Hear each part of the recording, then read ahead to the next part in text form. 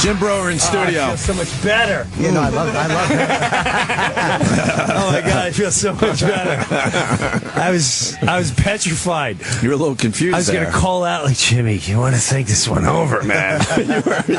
I wouldn't launch missiles, even if it's right or wrong. It's the wrong nation to be shooting at. Wow. You were talking about the wrong Joe. Okay. Yeah, Breuer thought that I was with the whole Rogan DeRosa thing. He thought I was directed at a Rogan. I'm like, no, dude. Yeah, so I was listening, and all I heard was, Rogan, and you don't make comments like that, and I'm surprised you did that. I'm going, oh my God, Norton and Rogan at war? Oh my God, Jesus Christ, please don't tell me that. Yeah. Jimmy loves his teeth. I'm not that stupid. No, he's not. I was gonna try to reach out to Joe. Like, listen, Jimmy's really good. He's a very even head guy, and I don't know what's going on, but it's not good. It's not good. Save him from a coma. The guy in Goodfellas, listen, this is not good. This is not good. You two need to sit down. This is not working. Everyone's upset here. Everyone's upset. What? Yeah. Oh, that's funny. Yeah, no, it was not Joe. Oh God, I feel so much better. It was something that happened on his show with Joe DeRosa, and that was about this. I probably said Joe, and you thought Rogan. So all I heard was Rogan, and then blah blah blah, and DeRosa, and I. When you're driving in a car and you're listening, and I even would listen to the repeat, like, fuck, all right, now I'll be able to get what's going on with Norton and what you were saying. I went, when Jimmy's this on, he's right about this, and I don't know how Joe's going to get, I don't know how Rogan's going to get out of this one, because Jimmy sounds pretty factual, and oh man, this is going to get intense, because he's going to show up tomorrow and put him in a headlock or something. This is because whatever you were saying, even whether you were right or wrong, I was already 100% in your camp. Just the way you were saying it with the facts. I'm like, I don't know what he's talking about, but he's right. But you listened to the replay and got it wrong again. I did, because I didn't get it all. So I listened to replay once or twice. I listened to it. You're in mourning, though. Oh. We can understand. You're in mourning still. You're no, I'm not in mourning, man. Everyone comes out to talk about your dad.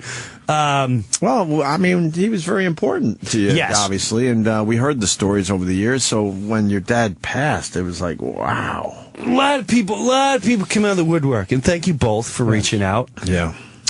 Here's how it went down. I'm filming something in L.A., some pilot, and then got the call, hey, your dad got a massive stroke. My wife called, Dee called. She's like, Jim, he got a massive stroke. I said, okay. She said, no, this one, you might want to come home for this one. So, I come home. Yeah, he's mangled. He can't open his eyes or talk. However, and I'm really glad this happened. When I got there, he started, at first looked down and went, oh, God, this is bad. I started busting his balls, like right off the bat. I said, so you can't talk, huh? And hearing my voice, he turned his head. And then I said, I'm going, Dad, you can't move your mouth or nothing? And he's trying to talk. No, listen, I don't give a shit if you can talk. Can you still use your weenie? And I swear to God, his eyes opened up and he started trying to smile. And I went, I have a big whore coming, a fat whore on the way. And his eyes opened up, and he started like trying to laugh and and I said, do you want black? Do you want Asian? Or a fat one? My problem is if you have a fat one, I'm afraid she'll break your head. And he was up. He was up and trying to move, but they said, listen, it's tube. You can keep him on the tube for a couple months. But nah, man, no tube. He's done. Right. And so they said, all right, put him in hospice. We're not bringing him to my house. They said he would never get better from there, right? Well, he has dementia. He's 91. They said they'll give him this medicine where sometimes it works. It could take months. Like, that's... No. Mm-hmm. And now he's a feeding tube? That's crazy. And I have to go in there and talk about whores and money every day as much as possible to keep him going. I mean, we're done. So I bring him home, and this is what I tell everyone. My whole life, the biggest breakdowns you have and the biggest sob sessions and the fear is all leading up to that moment. And even when it came time, like I was watching him, and I knew it was getting worse, and giving him the morphine, all that jazz. The breathing starts. You're watching him, and you know he's going to die soon. I didn't shower or nothing, so I just stayed there nonstop. I got him home on Saturday night. He passed Monday night at 10, but at Monday night about 9 o'clock, my nephew starts busting. My nephew's over there. He's like, he's still alive because you smell. You need to shower. And everyone's laughing and joking. So I took a shower at 9:30. And came out of the shower. It was like 9:40, and I just came to the kitchen, and my youngest daughter was like, "Oh, Dad's got it. Grandpa's got his eyes open." Oh no! So I went in there, and this was the ending. And so I jumped in bed and held him and talked to him the whole way through. And when he went, you sobbed for like 30 seconds, but I have to admit, after it was over, you get this. I had this calm of it's over. A relief? Yes, 100% relief. It was just. That's it. My whole fear, all my life, was so much worse leading up to that moment. So many times on the road, I'd sob, like, please don't let him be alone. Please, am I away too much? Should I be around? Should I be at home? Is he all right with this lady that watches him? Please don't let him. I just want to be there. I just want to hold him. It's terrible to say. Anyone else, I'm probably like, yeah, I'll take the phone call. Where with him, I just wanted that moment, and I got the moment, and I'm really settled. Now, it's interesting once that happens, how everyone else is. Mm-hmm. He's got little drama. This one, you start seeing. Maybe this guy only sees him once every 3 years, and he's the guy sobbing uncontrollably, bringing your sadness down to a lower level than where you were at. And I never got sad. I still don't. Right. Once in a while, I thought I would never be able to look at a picture. I thought I was the one going, okay, we're going to use this picture and that picture. We're going to play that video. Now, one cool thing, and I think I'm definitely going to put it out there. It was real because everyone that watched it was really moved by it. One of his last moments, I didn't realize it. I was talking and bantering and getting heavy with him and being funny. I heard like a little bit of sobbing, and turned on. My wife was videotaping on her iPad. I'm like, what are you doing? She's like, that was the most healing, beautiful thing. You just got to put that out there. I can't believe what I just watched. She's like, we should have. Part of her goes, I wish the whole world saw how you took that process to the end. It would have, because now more and more people coming up to me like, how did you do that? I'm going through that with my mom. I'm going through that with my dad. How did you go in the bed? It's not bad. It's I'd rather do that. You're going to do what you got to do. Yeah, I'd much rather do that. Right. Than get that freaking phone call. Right. Could he hear you when his eyes were open, you think?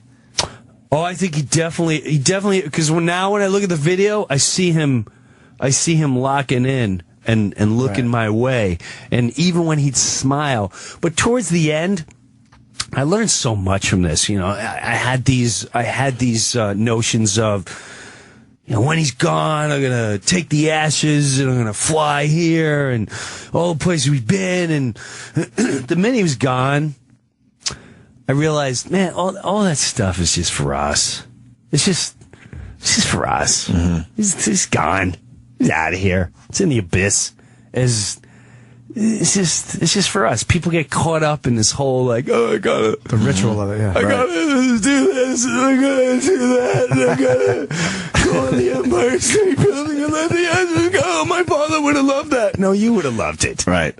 You're the one that loves it. I'm going to go to Mount Everest. And I agree with you. And you don't realize it. I think that's more for people that are unsettled, that weren't there, that went, damn it, I should have. Mm-hmm. Well, he would like it. And, even going to a gravesite, it's all for us. I agree. It's just for us. Your mom is alive, right? Yeah, oh, my God. How did she handle this? Boy, did I get some repercussions after the last time I was on here. Oh, really? Yeah, sorry. I don't know. I thought I had my ringer off. Sorry about that. From her? No! Sister. Oh, yeah, the rooster. Oh, dude, I forgot I even did all that. See? Yeah, I forgot that too. Well, I'm glad you did that. Oh, man, come on. She's got to understand that. Wow. She's got to have a sense of humor. That was hilarious. Oh. What happened? Oh, man, it was like the whole UN came after me. For the people that weren't listening, Jimmy came in here with first of all, with some tapes from his mom. The tapes of the mom were heavy, right? It was amazing. And then you might have been saying some bad things about your sister. Yeah, since then, I forgot the whole Rooster. I don't remember it. I was just seeing red. Wine? Yeah, I was seeing red. Wine. Yeah, I was pissed. Yeah, sorry. What were the repercussions? Now, since then, my mom is much better. She's in assisted living. She's totally better. She's 90% there. You thought at the time that she had a urinary she did. tract infection that was causing a lot more of the dementia. She did. Right. So now she's pretty much there and better. They have her on great drugs. Great drugs. And now she takes everything under control. Like everything makes sense. Mm-hmm. However, she thinks she's in rehab. She's like, get in rehab. I'm going to get my apartment back. Like, yeah, no, you're here this is it. You're here. But she's clear. Mm-hmm. She's clear. Maybe 10, 15% dementia now. Not bad. No, not at all. Not compared to the tapes we played last time. And then the whole family came to me and they're like, listen, the radio thing was bad news.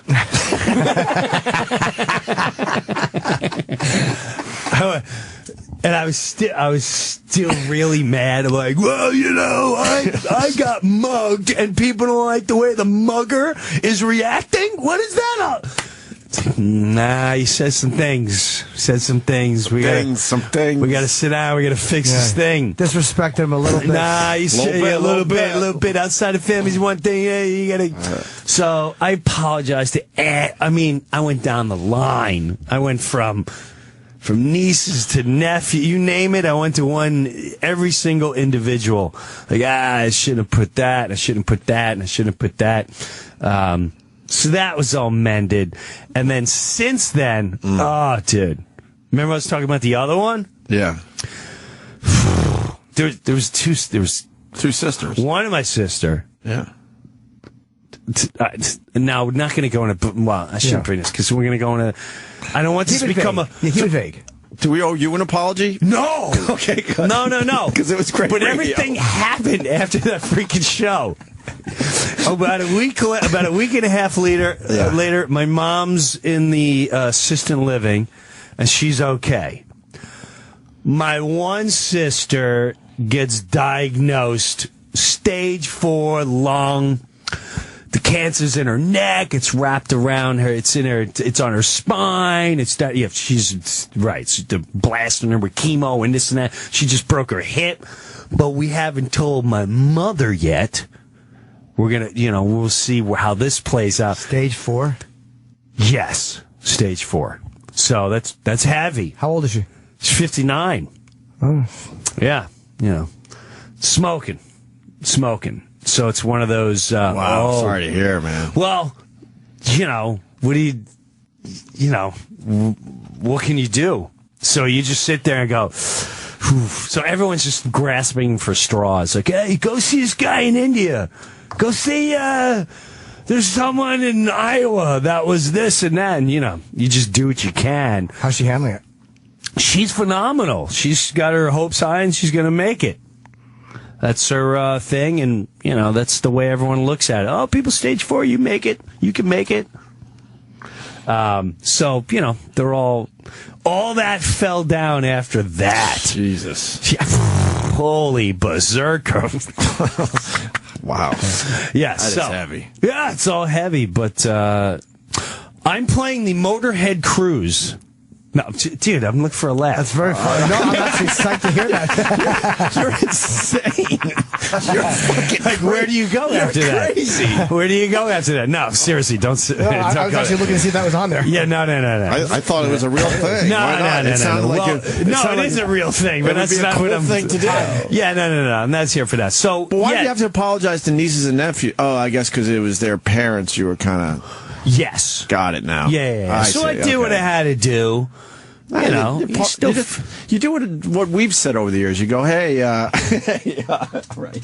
So you got to say, I pump it up for the radio, That's always been my out over the years. I was hopped up, and I said I shouldn't pumped it up for the radio. Don't worry about it. I forgot the Rooster thing. That was kind of forgot about that. So anyway.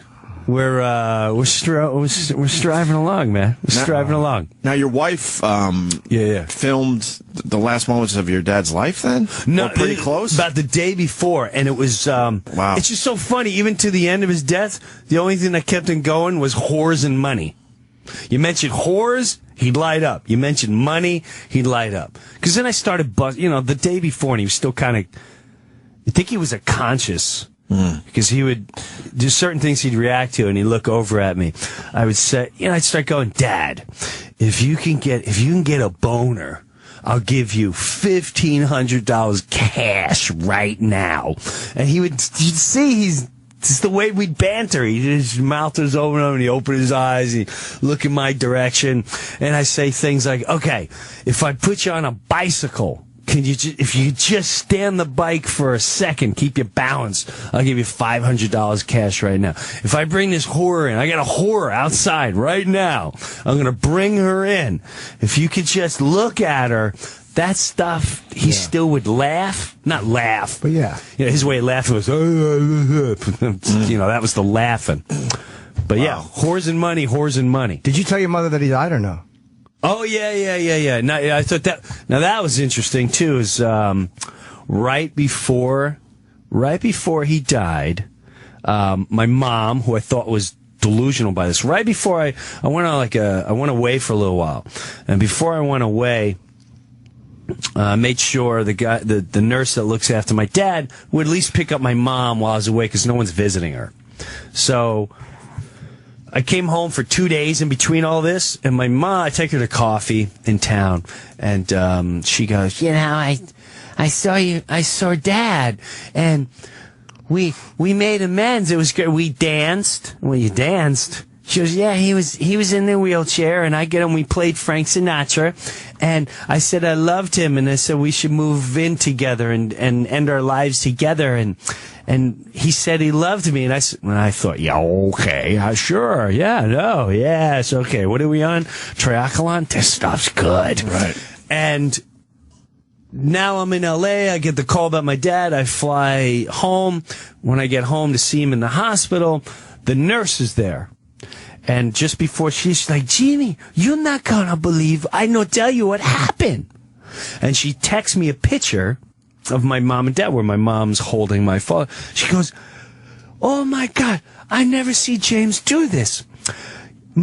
She goes, Doris, your mom, I turn on Frank Sinatra. She got up dance. You got your father get up and he's shrugging his shoulders. They're saying they love each other and they said they should spend it. I thought she was delusional. Wow. This really went down? Wow. Because she told me and I didn't believe this at all. She's like, no. And James was really coherent with her. And I said, really? So that was kind of I think that was another bizarre, closure even for me. Yeah, sure. Where now, right before it happened, those two... It's your parents. She went to my dad, made him... So she sat with him, too. Not to the very end, but as much as she could. Because she does, turn into a werewolf about 6, 7 o'clock. Yeah. She's got this sundowning thing, and hair starts growing on her chin, and she starts howling at the moon. That's a real thing, huh? I've heard about it over there. Yeah, sundown. It's weird. It's howling at the moon. As soon as the sun goes down, man. And they say it's the moon. It's some weird access. It is some weird energy. I mean, no one can explain it. Why does it happen to them at that time? Right, and then the next morning they're relatively better. Yeah, they get up and there they go. Was your mom emotional when he passed, or? No, not at all. Not at all. And then the weird stuff happens is my dad had three blood kids. I'm a blood kid too. Where you start running into weirdness is now you have to I don't want anything to do with listing all the the kids and the grandkids and this and that and the bing and the bang. So you get little weird things like I didn't like being named a stepchild. I started hearing that at the wake, like, he's mentioned the stepchildren. I'm like, well, what? Well, legally, that's right. Like, what do you want me to do? Right. Do you feel like you're a child? Because if you do, well, then you're a child. Right. It's what you feel. If I'm having a wedding and I hired two best men, the reason why I hired two best men because I knew the one guy's really my best man, but the other guy, he's going to be like, I can't believe you didn't invite me to be your best man. But the guy who's the other best man knows, right, I'm the real best man. Of course. If you have a stepmother or father and it's your parents growing up and it's over, like he left his stepchild, I'm not going to be offended by that because I know in my heart, whatever, I was a child. Right. They treat me like that. Just make it official. People get all shebanged out. I was as much a son to him as you and Mike. and that's I heard those. I'm on my house on Saturday and I hear that going on. Right. I'm like, really? This is where you're at now?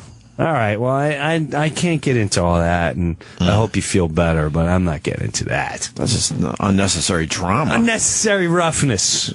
Unnecessary roughness. That's just what it says on the card or in the paper. It doesn't really whatever. matter. You know what's really funny, too? In the prayer card, we would laugh, because on his prayer card, if you go to a funeral, there's a prayer card. Right. You walk in, so people would pick up the prayer cards, a picture of him, but on the back were all his sayings. So anyone like really religious, whatever, we're like, look, something's coming.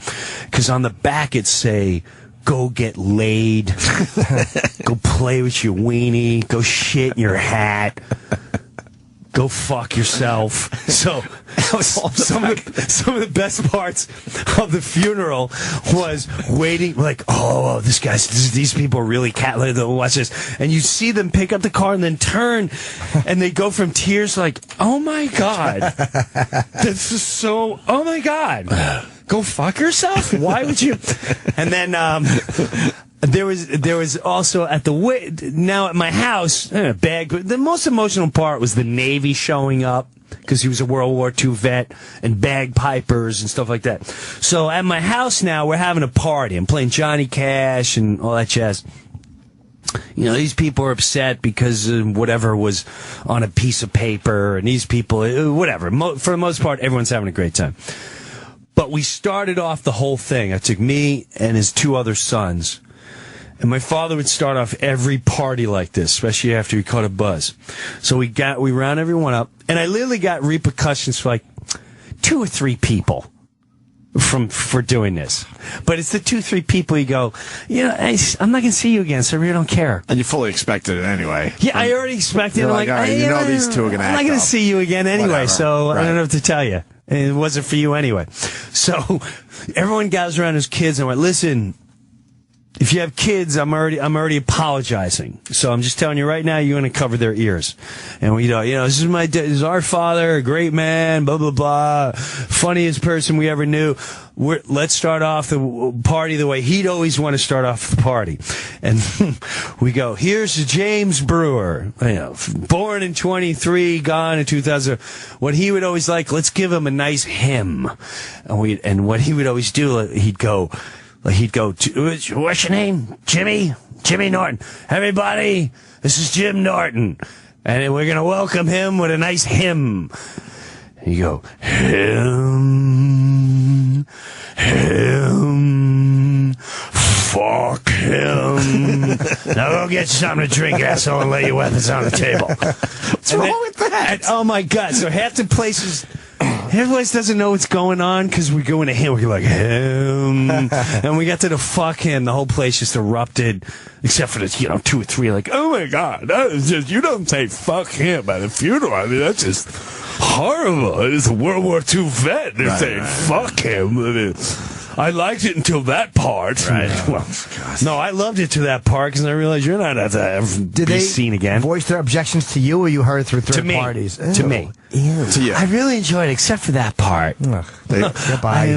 Did you enjoy the ribs and chicken? Good. Get out of here. Right. They couldn't keep it to themselves. Get out of here, man. Keep it to yourself. Just keep it yourself, retard. The conversation on the way home, I couldn't believe I couldn't either. That's fine. Just not appropriate. That's fine. It's just not appropriate. Right. I get off on that, though. I really get off on that. I enjoy that stuff. But to have to tell Breuer. It's just douchey. You know, I like that, douchey. though. I'd rather come tell me. Really? Yeah, because then at least... they're talking, but it's like, all right. I like that. I get off on that stuff. You learn a lot about death when you go through it, man. It's kind of... I feel good. I'm ready to take on... I shouldn't say that. You feel good about death? No. Well, it's your whole life. I mean, you lost your dad. When you lose your dad, your life starts changing in perspectives, and you're looking at everything differently, and it brings you closer to we are not immortal. And we are leaving. Right. No matter how many operations you want, no matter what kind of diet we're on, no matter what, you turn the page, there's your name, that's it. It's your day. Where do we go, though? That's a great question, and as my dad always said... What did he think? Yeah. You're not ever going to be answered because none of these assholes have come back to talk about it. and that's what he'd always say. And I'm like, Dad, you don't believe in God? He's like, no, I don't. But I said, you don't think, like, you go into at least an energy or a spiritual world? He goes... Well, if you do, you don't come. Nobody's come back to talk about it. So who gives a shit? What is it, a place up there with 400 billion people, fucking dressed in 1800s? Jesus Christ! So, but he's also a guy that watched people get slaughtered and slaughtered. So it's just they have a. Who knows, man? None of us know. I could sit here and. We could all. That's what makes me nuts about debates, religious debates, and right. If Jesus puts you in a great spot, great. If Bob Marley puts you in a great spot, great. If your tree. What about ISIS? What's ISIS? They're the group of naughty boys. They're Islamic. They're very naughty. They're They're a little more radical than I care for. Oh, the new beheaders? Lopping heads off, yeah. Listen. Like I said, I don't watch news anymore and all that jazz. Let me ask something. All right, I'm just going on a thing here. Okay. No disrespect to any of the families involved. None whatsoever. What are you doing there? Yeah. If I say, if you go down this alleyway, there's people that will possibly behead you and rape you with raging bulls and torture you for a week. Oh, I've got to report that and fix that. If you go down this street, you're potentially going to be anally raped. Oh, well, let me go report on it. Or walk down that street backwards. Oh, my God.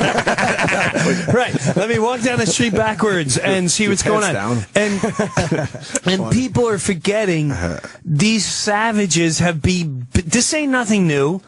They someone's getting beheaded right now. Every day. They've been beheading since the beginning of time. They behead their own. They behead children. They behead everybody. They are primal monkeys. So, but once you see a video, that's when people are like, oh my God. Well, it's been, what about all the other videos? Now because it's a citizen that belongs here, or in England, or whatever. You see it, it's disturbing. It makes you want to go there. But what about when they beheaded one of their own children? What about when they beheaded one of their own? Where are you then? You don't care? Reporters are a weird breed, man. The fact that they knowingly go there. Why would you do that? That's just I don't know why. I mean, there's a bravery to it, but it's just they were kidnapped in Syria and brought over. Why are you in Syria? Yeah. Why? in your right mind, you couldn't pay me $1 billion to go to Egypt, Syria, Jordan, Israel, Palestine, Detroit, parts of Miami, Newark. I mean, that's it's like, okay, I went to downtown Detroit, and oh my God, I got mugged and my neck slid open, and now the whole country saw the video and they want to know, well, where were you the 400 billion other times it happened? That is the power of media and what they want. Listen, there's an agenda. Don't think for 1 second the agenda is to rally up because they eventually want to storm over there, blow people up, or get oil, or whatever the agenda is. They need you to see that so you go, yes, let's go over there. Right. I support this. I now support this. But at the end, Syria, Egypt, unless they're it's report, and again, no disrespect. I mean, it's horror for a family member to go through that, and I'm not even a family member, and I watch that. And I even go darker. I'm like, I want to see the uncut video. Oh, you watch those videos? I try to. I don't know if they exist. Can't. I know what's going on. I just can't do it to myself. It's all there already. Right. Here's them beheading one of their own. This is not something new. They've been doing this forever. It's like saying, all right, the American Indians, oh my God, they're burying you up to your neck and they're tossing stones at you. These savage. This is nothing new. It's just, people. What? Do you want to go over there now? Even less than before. Exactly. What are you reporting on? They're killing themselves. All right, well, what are you going to do? I'll tell you the big part of the story is the fact that the guy doing the cutting speaks English. Normally it's translated. So you'll have like, you don't just, it's harder to connect to what they're saying. But now this guy who's that sounds like somebody I've spoken to, a British person. It's much more relatable now that it's an American with a British accent lopping his head off, and for some reason it's just caught everybody's attention. And the fact that they're reporters used to be the group that people leave alone. Like, they would wear badges that say press. Correct. People wouldn't kill them or would not try to kill them. Right. But now that they're actually being used, and aid workers, it's almost like if a soldier gets beheaded, people are like, well, that's a soldier. Soldier has a weapon, and soldiers know the risk. They're crazy and brave, but they know the risk. These are guys. Aid workers, to me, are fucking crazier than anybody. Because, you're just going over there to be helpful. They're just genuinely nice. Right. What the... and even though it's to Uganda, it's crazy. To help the children. Women are being raped. Even though it's stupid to go there, and they are... I say morons. There is something they're doing that, God, there is a goodness in you to really want to go and help people in that situation. But what are you helping? Are you bringing an army?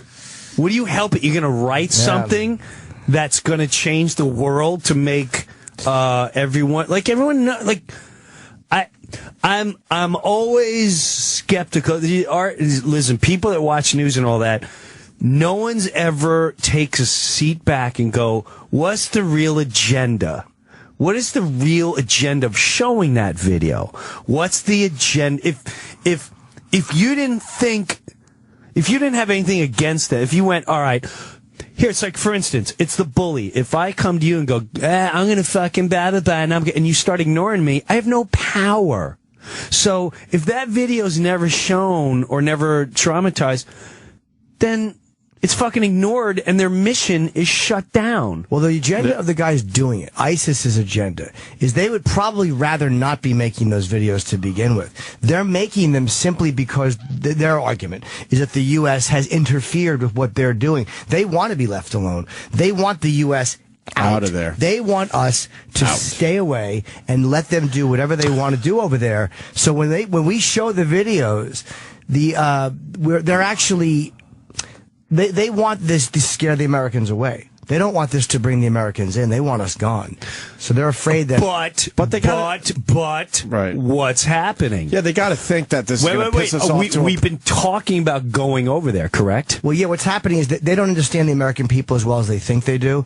And they don't understand that these beheadings make people would be much more likely to go, look, just stay away, mind our business. But then when you see it like that, then a lot of Americans are going, you know what? I really want those people killed. Aha. So therefore, showing the videos riles up the camp here to go, let's go over there. Now, what's over there that's super important to be there? It does rile the camp up. The only thing is they're the ones posting it. It's not like, I know what you mean, but the Americans aren't the ones showing them necessarily. The dog. Yeah, but the Americans, we're not the ones putting them up. It's in social media now. There's so many ways for them to get these videos out. They used to be they'd be sent to Al Jazeera, but now they're putting them on YouTube. They're purposefully not showing the actual head coming off because this way everyone will leave the videos up. Exactly, and you still can't see them. You still can't hunt them down. No, I don't even know if they exist. You can't hunt them down. What is the motive of ISIS, though, by, they got to think we're going to get involved because we're seeing these videos. And why would you want us involved? Exactly. Yeah, so why would ISIS go, right. I know we lop a few heads off and that's going to make America stay away? There's no fucking way. They're not that dumb. They're not that dumb. But they are that dumb. You think they're that dumb? They're not that dumb. They are because what's happening is we're doing airstrikes. The Americans are already doing airstrikes. Right. So their thing is, I'm not saying ISIS is right. I mean, this is why this is why it's called just a conversation. But the last thing they want is us involved. But you think they're convinced that showing these videos are going to make us stay away? I can't imagine that. No way. I think they're in a position where once American air power starts and you're getting bombed, that's bad fucking news. So their backs against the wall to a certain degree, knowing that we're involved with our Air Force is a nightmare for them. So what else in their minds, what can we do to make this a personal, how can we get them to back off, turn the people against them? The only way they probably think they can turn American citizens against the military doing what it's already doing is by making it so personal and showing our own being slaughtered. Like, I guess but they don't understand that makes Americans a lot angrier. Sure. Because they think that we're paper tigers. Like, after the Clinton administration remember Black Hawk Down? Yeah. All the Americans got pulled out of Mogadishu and all that stuff. So they think that by showing a few dead American people, our military will run away. Right. And they don't understand that really does upset the American public. And we are a lot more bloodthirsty than they think we are. And we're a lot more vindictive. We also hate, no matter what anyone says, there's a pure underlying, and it just is what it is. You can't tell me 98% of white America doesn't pull into a gas station or whatever, and there's just a little part of you going, if anything went down, man, I got my eye on you. I got my eye on you. So we just, that reason already, we just despise, almost looking for a reason just to... Do you think they want to just get rid of the older generation? Like, just bomb the whole goddamn region. Turn it into a parking lot. Just nuclearize the whole goddamn thing. And they need... What? Go ahead. I just want to... Do you think they want to drag us in? ISIS? Yeah, no. To drag us into that region. To maybe it helps their numbers. Where's this happening? In Iraq. In Iraq. That's the last thing so we go back to Iraq. Yeah, I don't think ISIS wants us involved, though. It's just, for them, they want to take over. It's pretty cocky to think that we're going to stop just because we see a couple videos. Well, as soon as we leave, there are people. But what happens is you leave, when you do that, you leave, and then other groups rush in, and a lot of the Iraqi military threw down their weapons. A lot of the Iraqis didn't want to fight ISIS because they're fucking vicious. Right. So what happens is they're actually gaining ground. And once they start gaining ground, then the American fucking military comes in and starts bombing their position, which is a problem. Let me ask this, because I've talked to some Iraqi soldiers from here, Iraqi vets and Afghanistan vets. I shouldn't speak on behalf of them. I'm just talking about two individuals I spoke with. They are so pissed and irate that they went in, did the job, then left, and then supposedly let all this happen. So their motive to go back is pretty dark. And, like, why would you do that to the soldiers that already went there, did what they had to do, put their families through that, put their son through that, their wife through that, their nieces, their nephews, their best friends, 4 or 5 trips to Iraq, did everything they had to do, and now you're pulling out, you pull out, and then you supposedly let this happen. I thought the soldiers did everything they could have done, though. Like they did. They trained the Iraqi soldiers, armed them. It's like you can it pisses them off, though. These 2 individuals were pissed. But you can only make people want to defend their country or willing to defend their country so much. All right, so there's a thing. Well, then, if they can't, what do you need over there? It's not our business. What do you think ISIS is going to get nuclear weapons? Let them. What are you going to do? Let the rest of the world go. These guys are savages. They're killing all the Iraqi people. And if the other Arabs don't step in, then let them step. This is why I always say, what's the real agenda? Because if there's got to be plan A, B, C, D. If there's no oil there and there's no money to be made, are we this involved? Because at the end of the day, all we have to fear is people coming here and nuclear weapons. If ISIS, all they have is beheaders, what the fuck are we afraid of? They're well funded. They got a lot of money. Let them do what they got to do. If the Iraqis can't, just let that region take care of itself. Until there's nuclear weapons pointed at Wisconsin, Illinois, New York, California, what does big bad America have to worry about? I think they're worried more about suitcase nukes at this point than that. Just I think instead of and this has been going on since 1960, since Russia. So it's like, what are you gonna? The Russians knew better though. Russians weren't suicidal, even though the Russians were the big red enemy. They were smart people, and they kind of knew. They were like a military country like we are. They weren't religiously religious fanatics are a little scarier, I think. You don't think the rest of the world, you really don't think the rest of the world, like Russia, China, blah, blah, has their eye on everything? Oh, the Russians do, yeah. And do you really think if let's say the ISIS is not smart, the rest of the world's that dumb to go, they do, and they're not going to tell it. I just want to let you know. Because if they were to do a suitcase nuclear bomb, you don't think Britain then would be like, Australia, the rest of the world, like, oh, it's on. It's on. Our allies would. Because now, if they're that crazy enough to do the U.S., they may be crazy enough to do that to us. Right. Now we got to put a fucking, and Russia don't fuck around. They just, they want it, they come take it. They all want to see the U.S. get a smack, though. Like, yes, there's a really weird emotion that people have since the Soviets are no longer what they were, that the U.S. gets a smack, and people are kind of happy about that. That's true. On a weird level. Not even on they hate us. It's just to see the bully get beat down, and that's the way they look at us. It's the kid. I always said this. It's the kid. Be careful. We're the rich kids on the block. Now, unfortunately, when the rich kid came down the avenue of school, if you remember, and I'm not saying this is what we are, but this is what the world perceives us as. We're playing and the motherfuckers, fuck you, the bunch of motherfuckers, USA. And we're throwing the Whopper wrappers all over the street. We get out, we're pissing on the grass. We're the fuck. Now, eventually, and when you used to watch that kid, like, I hate that fucking, yeah, but his father's so-and-so. But eventually what would happen is a group of 6, 7 kids would go, you slash the tires, you bump him from, when he gets out of the car, you jump him, then you smash the window, and then we'll do this, and it turns into a group rat pack, and I'm more scared of that. We got David from Israel. He's saying you're completely wrong, Mr. Brewer. About David, what? Well, let's find out. He's a regular. Norton, not Mr. Brewer. Huh? I was actually talking about Jimmy. Norton. Jimmy Norton. Oh, I feel so much better. I apologize. I feel so much better. What do you got? Hi, David. Good morning. Jimmy, I think you're completely wrong. They openly say that they want to raise their flag on the White House. They're trying to start intimidating us right now. They want to engage us in war. They're fucked up in the head. If they don't mind dying, they don't mind the bombs coming over. They're openly happy to die for their cause. And I know the White House comment, David. I know, I'm aware of that comment they made, but I think in that situation, that's just posturing and shit talking.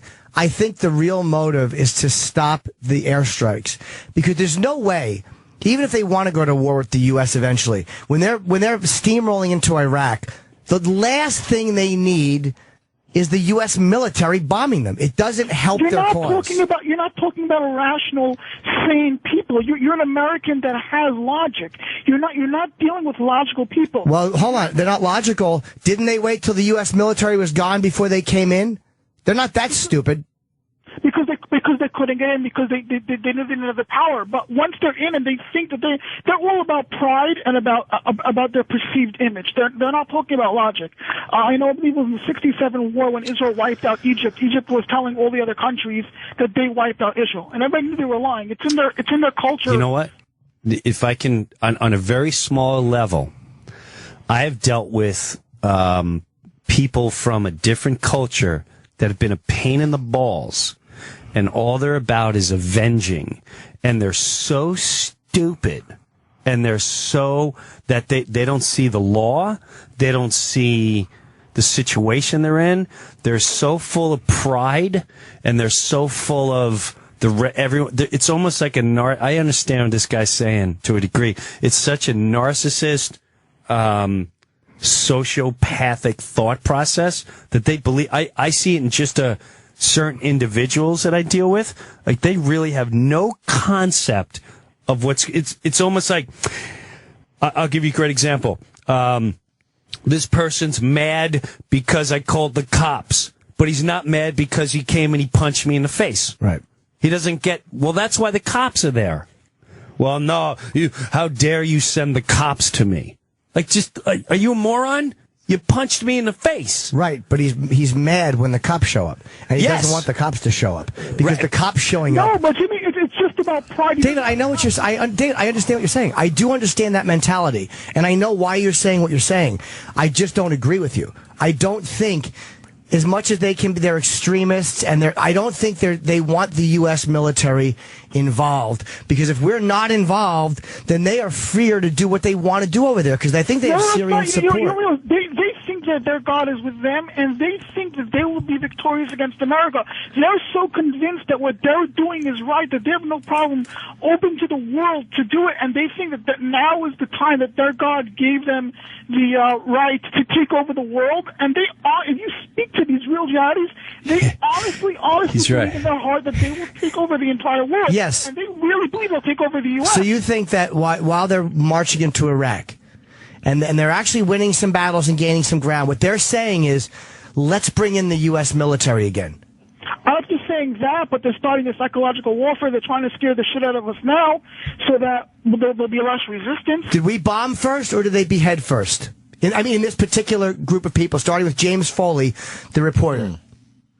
I believe we bombed first. Okay, go. So what they're doing is, I'm not using root cause arguments saying we deserve it. I don't mean that. I'm only saying strategically, that's why they're doing it. They didn't do it and then say, come get us. They did it, and the message was clear. He gave the message.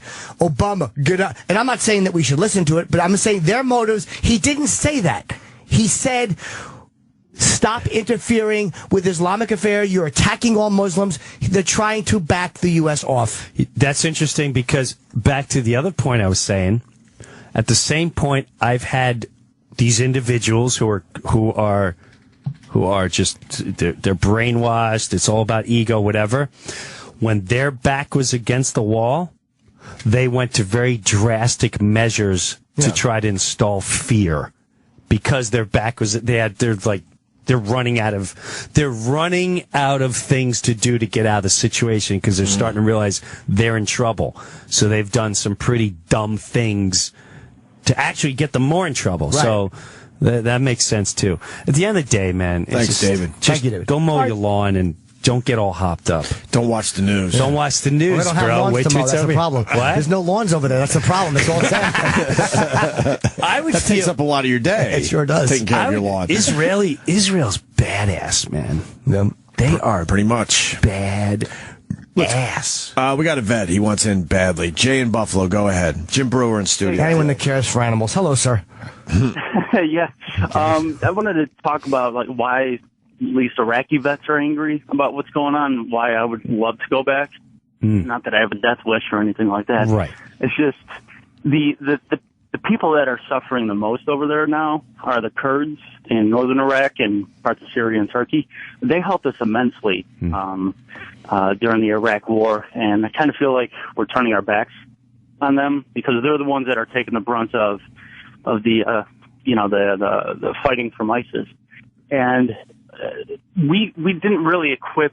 Well, we equipped the Iraqi army, with equipment and gear and stuff like that. But they don't have the same mentality that we do. And I think it would have taken longer to kind of instill how to fight, why you should fight and how to fight the enemy. It's just, we're handcuffed so much with what we were able to do with the Iraqi army. There's so much that the press hasn't talked about or never talked about, how we would give them, $5 million in a particular piece of equipment that they had no idea how to operate because it was in English. And a lot of those guys are illiterate over there. And so you give them this high-tech equipment, they don't know what to do with it, so they're not going to use it. They're used to just having, AK-47, and that's it. We give them all this high-tech equipment, like, look what we're doing for the Iraqi army. They were selling it as soon as we would give it to them. We couldn't translate. We couldn't translate the instruction manuals for them. Dude, but listen to what he's saying. It's almost like someone just bought me this amazing. Oh my God, it's an Xbox 9 for it, and I have this at my house. I don't know how to fucking. You got to give me 3 days to. 3 days to figure this shit out. I mean, they need a translation. This guy's talking about tanks and of course heat missiles and listen, heat. Right. Heat. How do you say heat, Iraqi? They have no concept. It's like it would be like aliens giving us ray guns and UFOs. Like, here, use this. Like, how the hell do you use this? How do you drive a tank? Well, completely foreign to them. Well, who fucked that up? Who thought it would be a good idea to give them all this, state-of-the-art stuff? I don't know. We don't even have it anymore. It looks good on press, no? It sure does. Look in the papers. It looks good. It's like a political handshake. Like, the muckety mucks. All right. Hey, we gave him some nice shit. Things look good. The boys did a good job. We gave them some nice toys. They're good. Hey, look at the tanks we gave these guys. Look at it. We gave them some planes. Look at it. Things are loud and scary. Watch how they blow things up. She's amazing. Hey, whoa. It's for you. Don't take shit from nobody. These guys did a good job. Hey, salute. Forget about to the Iraqis. Him, fuck him. All right, everybody. Man. We got to take a break. Breuer's here. Good discussion. Yeah. It's a good discussion. And isn't it good? You have to talk. There's no fighting. There's if you watch politics TV. Oh, they don't want to listen to the other side. They scream and fight and they kill each other. There's always an agenda. It's all sound bites. That's why they have 10 seconds to make a point, and then they're on to the next guy. Right. It's good to just and they don't even listen to the other guy. They're just waiting for their turn to talk. And I know it's terrible to say. At the end of the day, until you're on my lawn, I really don't give a shit. I don't give a shit. It's terrible, but that's just me. It's just me. Jim Breuer, what are we promoting today? Oh, I don't know. I'm going to tour, man. I can't promote right now. Go on my website. JimBreuer.com, BREUER. JimBreuer.com for dates, DVDs, books, CDs, and whatnot. We're going to continue with Jim. Stay there. Yeah, we're back. Jim Breuer in studio. Wow, we just had a heavy discussion outside the studio because it brought back a lot of memories of my dad's death about 10 years ago, and I was asking Jimmy if some of these things happened to him. And one being, at the end of someone's life, if you're there for it, I don't really recommend it, by the way. I've told people I do. You do? Absolutely. It's kind of creepy. And no, I think you learn a lot. You think? Yeah. Go ahead. Finish what you can say. I was going to say, at the end of someone's life, they don't tell you, they start breathing a lot, really heavy. Yeah. And that's your body basically saying, fuck, I'm not, we're not sick. We want to keep fucking living. It's unbelievable. When that breathing starts getting heavy, they'll tell you, yep, here it comes, because this is pretty much the last thing the body's doing. Is it's doing everything to try to survive is what happens. Yeah, and when hospice came over, they come over and like, start giving him more morphine and make him comfortable and make him really that's their very nice way of saying, he's on it. The body's on the way out. Right. But and I told you two things. What you said is the one thing is the sad part is you see the will of. He did want to, he didn't want to die. Right. When I see his eyes, he had that will of, I really don't want to go. Right. I know I have to. Right. But I don't want to go right now. Right. That's the only, weird, but none of us do. Well, I shouldn't say that. I've heard people going, I'm at peace and I'm ready to go or go home to the Lord or wherever you're going to go. But you brought up something really interesting, Ope. You said, when your father, say that point and because I felt the same exact way. Well, first of all, I was there when my dad died, and the one thing I asked Jimmy is if you notice the body drastically change as soon as they die. I mean, drastically. The skin starts turning just a grayish green almost immediately. Yep. And then within seconds of my dad dying, I looked at my dad and went, oh, my God, that's not him anymore. Yeah. Even though you recognize him as this is his body, whatever made him my dad, his consciousness, was long gone. And then I felt no attachment to the body in the room. None whatsoever. I jokingly said to you, you pretty much want to go to the doctors and nurses and go, all right, well, throw it in the dumpster because this is not him anymore whatsoever. There's no attachment. I was going to feed him to the coyotes. I was going to stick him in the back, see if the raccoons and the coyotes want to start nibbling. But no, But that makes you think about some things because, he was. Whatever made him him, I know it's because he died. No, I can't explain it in words. I can't either. He was gone. He was out of there. Whatever is next, even if it's nothing, he was completely gone. It's like right now, we all feel an energy or whatever you call it, a spirit amongst us. Right? We may not even be talking. Sexual tension.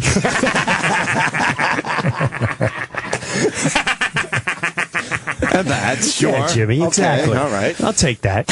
And the minute you do see death and you hear the last breath, just like you said, I said, I held him, I listened to the breath, and when it was gone, I let out maybe a primal ah! Mm-hmm. And then as soon as I went away, I looked at him, and I went, it's just a body. He was gone. Yeah. There was no, I feel his energy in the room. Right. Or he's hovering above us looking, just gone. Disappeared. Immediately. And then I put his body down. And then, matter of fact, there was a point where the coroners came over because you have to call them and they got to come over. And I kept checking and waiting for his body to get stiff.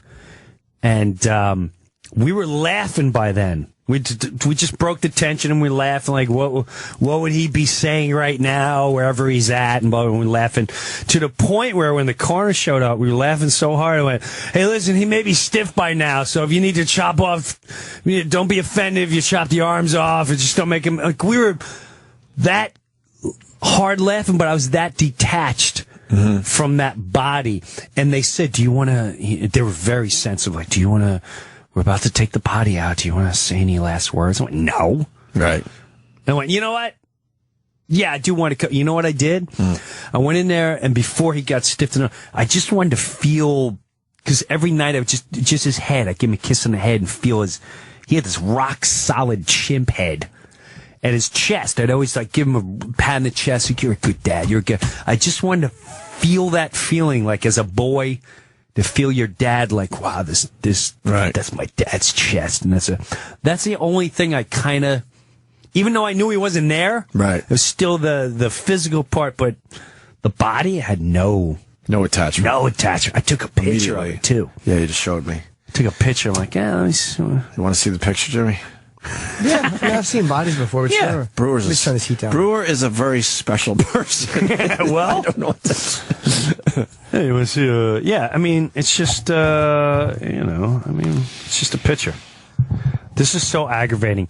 How come on your phone when you have too many now I can't get it again. It's so freaking when you have too many God dang it. Because you got to go into your photos. I know. Go ahead. If you could figure it out, let me know. Where's your photos, you little flower? Right there. That's your camera. Where's your photos? Oh, I don't know. How do you do this? Maybe. Hold on. I'm looking for Jim's photo. I don't see any. Hold on, Pumpkin. It's in here. I'm looking for photos. You know, when you have too many. Oh wow! What? Okay, so now how do I get to the camera roll? Go back, and then you could see. It should be one of those activity.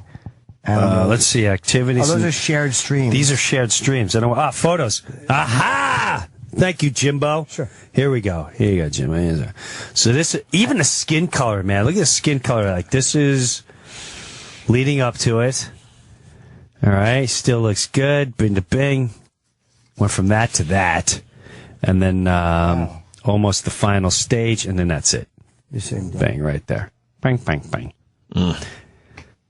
That was like moments later. You're like, life. Like, wow, that's just it's just a. Yeah. And second, just a mannequin. It's not a morbid photo. That's a photo of your dad dead. It's a mannequin. Wow. It's wild. And then there's like that little bit of a smell. There's a little. I don't mean. I'm just saying. I'm just being like, because people will go through it and they're like, oh yeah, here comes the smell part. What was the smell? Like death. Yeah. It's like you ever in your house you smell like a mouse, like, oh, there's a mouse in a wall or something. Yeah. It wasn't that harsh, but it was like maybe a little poo coming out. It's usually a pussy I'm eating, but no I know what you. My God. Is it true that the poo comes out?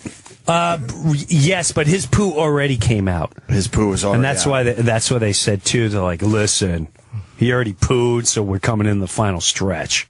Well, no, all right. He let his poo out, and the pipes were clear, and he's ready to go. How long before that did he actually die? After he pooped? Yeah. I'm going to say it was, let's see, it was Sunday. A day. Oh, okay. Yeah, it was at least so you a day. had to clean him up and get him... No, the nurses do that. I mean, they did do it, yeah. Yeah. So that's a fucking hard job, man. Maybe a nice poo at the end of your life. Yeah, because I felt... You know, the hospice people, they call you, but even them, they're dealing with, they kept saying, like, you're dealing with this really well. Because I'm at a point in life where it's just, I know what it is. Yeah. It is what it is. I'm not going to... But you've been living with this for a long time. Yeah, I've been living with it a long time, and you just know it's coming, and there's nothing you could do about it. Not to make it easier, but you've come in here many, many times thinking, you know, it was close to the end. Yeah. At least, I would say at least 5 years. At least. So I think about the hospice people, how many people do they see that aren't like me? They're like, oh my God, please save him make him another day. And like, well, I don't know what to tell you. Right. Yeah, you're like a dream to come in there. Right. Like this guy's talking about taking his limbs off. Wheeling him out. I like this guy. This is great. Let's go to Andrew on Long Island. Jim Breuer in studio. Andrew, what do you got, buddy? Hey, Opie, Jimmy, Jim Breuer. What's going on, guys? Hi, hello there, Long Island. Yeah. So, Breuer, I just wanted to say I'm a PA. I've called into the show a couple of times. I worked in long-term care and hospice, rehab medicine, and I gotta say, I gotta thank you because there are a ton of people who are going through what you went through. And Opie, I don't know if you went through the same thing with your dad as far as hospice. No. He was in a coma from a car accident. So. Oh.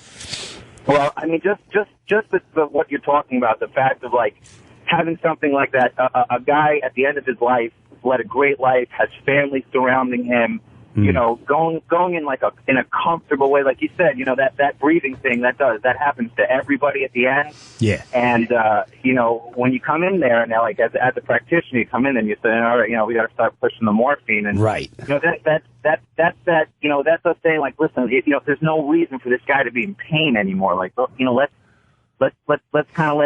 make this as comfortable as possible. And you were just saying, like, you know, there are people who, you know, culturally they handle it differently. Like, people scream and wail and no more, right. You know, give them another second. But, you know, and the other people are just, you know, okay, let's go. We got Dad's hand, and let's let him go wherever he's going. Let's let him go. Right. I gotta say too, good.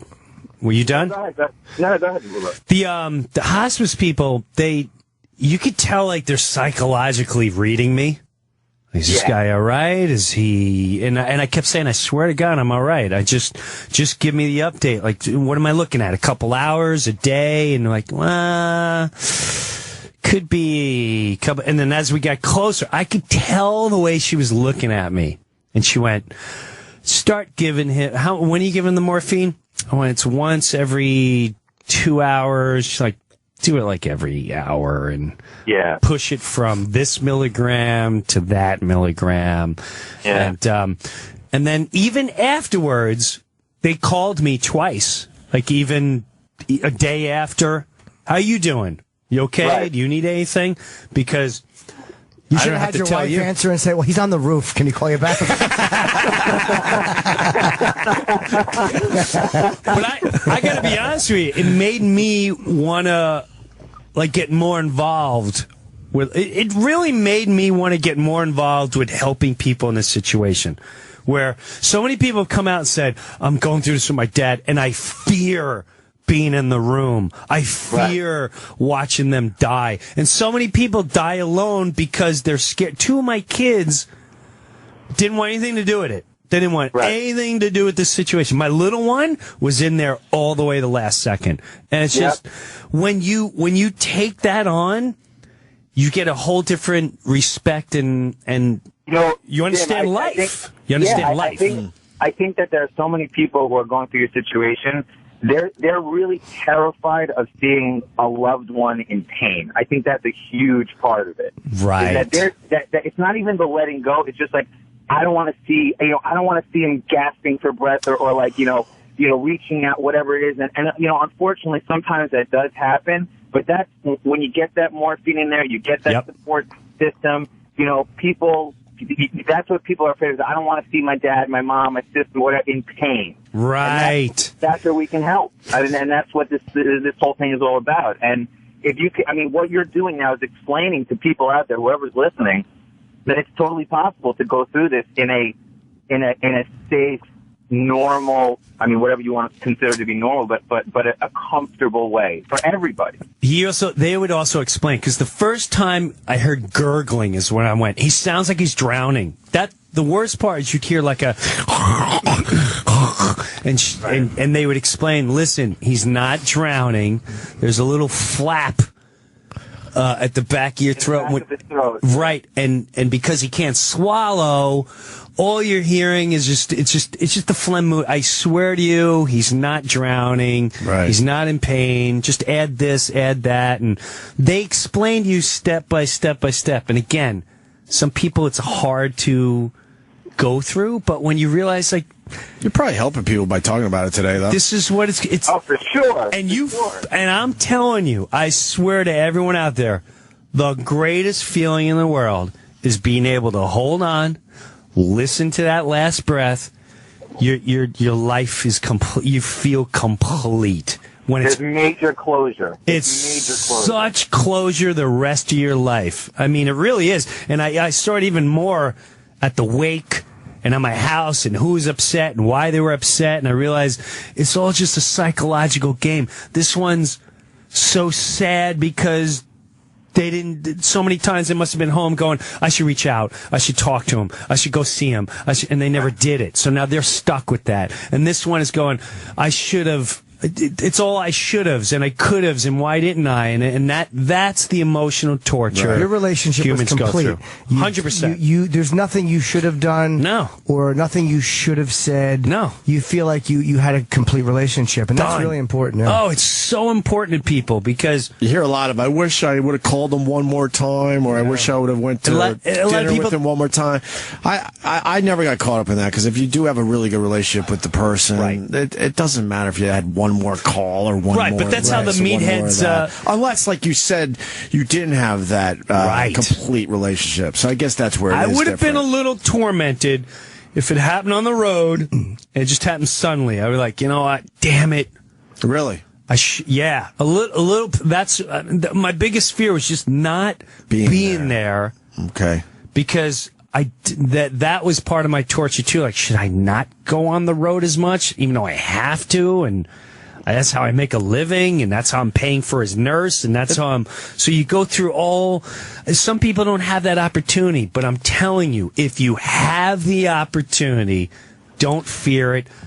Take control and go for it. It's amazing. The human body's kind of creepy, because when I found out about my dad's car accident, I was actually in Boston and get the fuck home. He's not going to make it through the night, and he ended up making it about 2 days. And I kept saying to everyone, he's waiting for everyone to go there. Dude, that is so fucked up, because then when he saw everybody that he knew he was going to see, then he died very quickly after that. Well, what I thought was interesting. That's bizarre. Well, what I thought was interesting was, and whether it's just coincidental or not. Right. And maybe you can, what's this guy's name? Andrew. Andrew. Sorry, Andrew, yes. This was, and again, it could have been coincidental. He was coming into the last hour, and I said I wouldn't take a shower. Right. And I didn't want to. I said, "Dad, I'm not leaving you. I'm staying right here. I'm staying right." And I don't know if he was conscious or could hear anything. Who knows? Right. I said, "All right, I'm going to take a shower." And I asked everyone, I'm like, "Please stay in there. I don't want him alone." When I left the room, and during that shower, is when the final. He then went into the last. His eyes bulged open. And it's your body just leaving. His eyes were wide open, and he's like, and you see his eye. It looks like this is morbid to say, but it almost looks like like your eyes are wide open because your body's coming into the last moment. But it didn't happen until I left. And then, my daughter's like, "Hey, Grandpa, his eyes are open. He opened his eyes." And I realized he's either dead or he's coming into the final stretch. And I came in, I'm like, "What'd you think you were going to leave?" No. You're not going alone, stupid. I'm coming with you. You're coming with me. And I don't think he heard any of it from that moment on. That's more for me. Right. Well, Breuer, I got to say that I've seen this, literally at this point hundreds of times, and it doesn't happen every time. I'm not going to say it happens every time, but there's so many instances, and this is where you get into the whole weird question of energy and God and science and all these different things.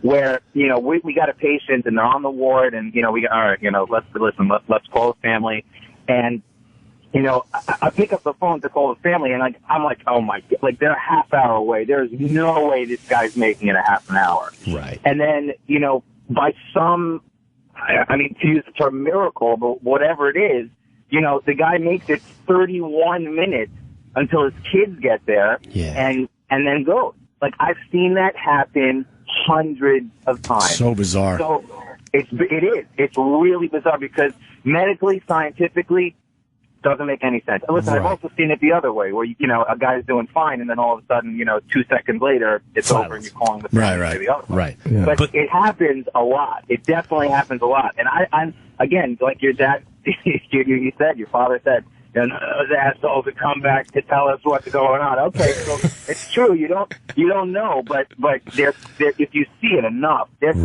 something there. I agree. Energy there. I agree. There's an energy there, and I'm telling you, even my nephew's wife, who lost her mom and went through this process, and she stayed in the room. She went, "I'm telling you, he's waiting for you to leave the room. He doesn't want you to watch. He doesn't want you there." And not until we left him alone. It was the first time he was alone. He jumped in a freaking shower is when his body, that's when he was like, body took off and he was ready to go. But, thank God. I say thank God, because I'm being selfish. I'm like, I don't care what he wanted. Right. I'm going to be, you're not going alone. That's how my grandma died. She waited. We really truly felt like she was waiting for everyone to get there. And we had people around the whole time in the room taking shifts. And she was the same type of person where she didn't want to bother anyone. And then my uncle, I believe, was the last one to show up late at night, 9 or 10 o'clock at night, stayed for about an hour, went home, and they said as soon as he fucking split is when she went. By herself in the middle of the night, knowing that come 7 in the morning or whatever the fuck, 6 in the morning, there were going to be people in that room again. And you had to know my grandma, but it's like, yeah, of course she waited to make sure she saw everyone and that everyone was, gone from her room for her to do this. I don't know, but who knows? Who knows? I may or may not be there, depending on what else I have going on. Like if I have other things to do, but I have people I'm going to hire to sit there and say comforting things. Jimmy, you don't think Jonathan's going to be sitting at the bedside holding your hand? I think my manager will be sitting there applauding, waiting for me to go. He'll be so happy to be rid of me. Finally done with this asshole. But Breuer, at the end of the day, even if you want to look at it as a selfish thing, because you can, and it's okay, you can be selfish about it. Yeah. At the end of the day, you can say for you, not to whoever, your kids, your family, your mother, whoever, you can just say for yourself, I was there. Yeah. I was there when he went, and we're good. Yeah. Good. It's a great feeling. It's such a great feeling. That's huge, dude. That's so huge that you can do that. And I'm telling you, this conversation is going to help a ton of people out there. I know it is. Thanks, man. Thank you. All right, guys. Take it easy. Well, Dr. Steve is a hospice doctor. I know. I don't know why he isn't calling in. He's probably laughing. He's a ghoul. This is his. This is his day. He's probably jerking off somewhere listening to this. Let's go to Brian in New Orleans. Brian, Jim Breuer in studio, being pretty fucking open and honest today again. We expect this. Isn't that all you have in life? Yeah, but then you got to deal with your family. Yeah, what's up, guys? Well, today I'm staying away from that. What's up, Brian? Yeah, guys, been listening a long time, man, and first time calling in. But Breuer, I really appreciate you sharing these private moments, man, because I got a grandmother in hospice right now, and I mean, like literally waiting for the call any minute now. But all the stuff you described, especially like with the gurgling, all that, that really upset me the other day. And at first I thought it was like snoring, but then it got to be where it looked like she was really struggling. Right. They were kind of telling me the same thing you said, but I didn't believe them. So. Right. No, and when you hear all these other people talk about it, and you realize, oh, it is. They're not just doing it for me. This is the way it is. It's your body. It's just your body, and they're not in pain. You're juicing them with the morphine, and it's the extra stage where you got to remember, we're a living organism, and it's just like a flower, and the flower starts dying, it looks a certain way. The human body starts dying, the body reacts a certain way, and that's all it... Right. That's what you're listening to. We're not used to hearing something like that, but trust that whoever's around them, she feels it. She knows it, whether you want to believe it or not. By the way, my parents... Well, we got a huge family, and there's like 50 people in the room all the time, all of them trying to be doctors, so it's kind of a pain in the ass. But, we appreciate it. Speaking of dying, Jimmy, when are you going to come do a show in New Orleans? It's funny. I want to get down there and do it. And excellent question and segue. He wants an empty room. Is that what you're telling the people? Yes. I won't be funny until everybody leaves the room, and they'll know it's my time. He wants an empty room. Thank you, bro. Seriously, Norton, you're my favorite comic, dude, and I know it would be a lot cooler if I was a hot chick telling you that, but we need you down in New Orleans, buddy. Thank you, buddy. If you were a hot chick, I wouldn't recognize the compliment. Thank you very much.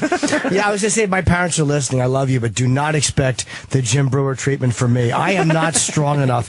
I am the worst when people are in the hospital. I avoid it. No, it's a selfish... I'll go, and I'll talk to them, but I'm not as good as I should be, and it's literally, I cannot handle that stuff at all. I'm terrible, and I wish I was better at it. But what are you worried about? I don't want to cry in front of people. I'm a fucking blubbering jizzbag. So am I. I'm the worst. Oh my God, I'm the worst. But no, don't you, when you get to the hospital, I take on the comedy. I go full blown, because I always think my job is to deflect. Yeah. All right, they're stuck in this room. Like my sister has cancer. She's in the room. She broke her hip the other day.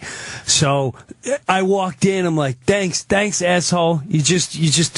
We had horseback lessons this weekend, and I was going to surprise you. And it just goes one after the other. I got you a pogo stick, and we had a big, just one after, and she eventually starts laughing, and you block it out and you keep them deflected. I would think you're brilliant at that. I'll tell you, I am so humorless in a hospital. You would think I installed insulation for a living. You would never guess. Can't you show your picture? Look at me at Stallone. Look at me and the lead singer of Motorhead. This is me and Lemmy. Yeah, 'cause I'll wind up flicking on the wrong one. And here's my cock.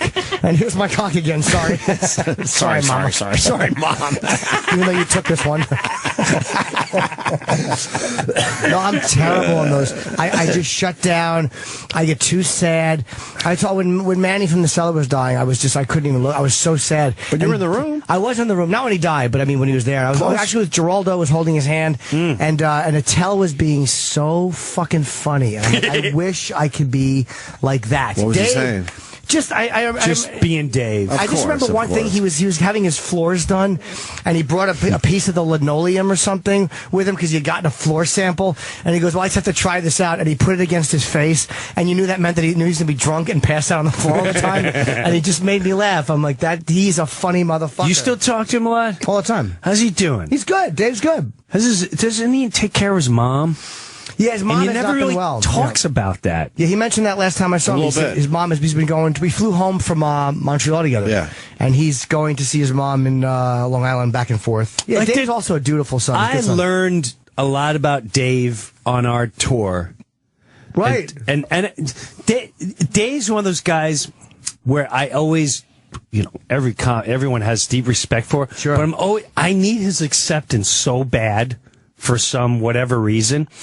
And I learned so much about him on that tour. Like he talks about take care of his mother. Like nobody knows this stuff about Attell. He's got this deep, passionate, like beautiful. Oh no, we know caring. about it. I never knew about it. He brings it on the show a lot. Oh my God, I never saw. Not on purpose, like trying to pat him on the back, but he's just a good guy. He has a caring heart. He's a really that guy is obvious, and to me it actually shows through his humor. That's his right. That's his shield. He's a good man. But yeah, I'm always since he told me that I always wanted to ask, like, hey man, how's your mom doing? So it's all good. I'll give you something. All right, let's go to Dr. Steve.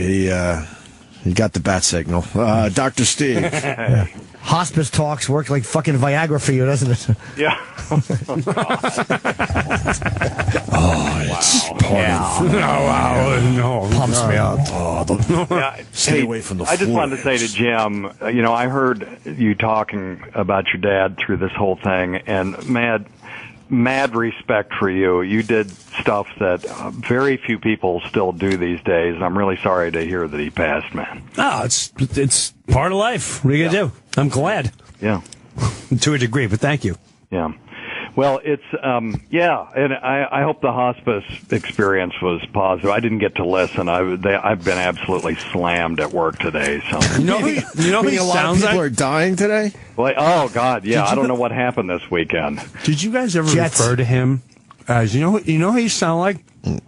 Who's Big Bird's friend? Mr. Snuffolafugus? Yes. I never noticed that. Maybe he does. He's totally Mr. Snuffle. Wow. Hey, Jim. Dr. Snuffolafugus.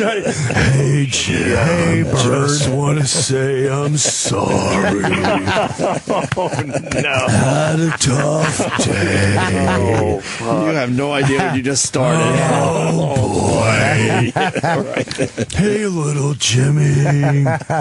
Oh. I don't remember what Snuffolafugus sounded like. I didn't know he talked. Listen to him. Listen to this. Listen when he called. I can't. And now listen to Snuffolafugus. It's the same. I almost started cracking up his face like, "Hey Jim, I didn't hear the whole conversation, but I'm sorry." Yeah, so what do you think of that, you fucking hairy invisible elephant? You just made his life hell. I can't wait to check your Twitter later, Dr. There you Steve. go. He's Snuffolafugus. What could you add about, I don't know, the final moments of someone's life, I guess? You didn't have to really listen to Breuer. But it's actually an appropriate name for him, considering the first part of that is snuff. what kind of advice could you give to people? I mean, like someone like Jimmy doesn't want to be in the room, God forbid, when the day comes one of his parents pass. Well, it's a very private moment for some people, and some people don't want everybody, 20 people in the room with them. My mom was that way. She waited till I left before she died. And I'm convinced that she did that because she was just a very private person, didn't want me around when it happened, you know? I believe that. So, now, you know, my mom, not to be too much of a downer, but she had the worst death I've seen to this day. Your mom did? Oh yeah. That's why I do palliative medicine, because her death they did everything wrong.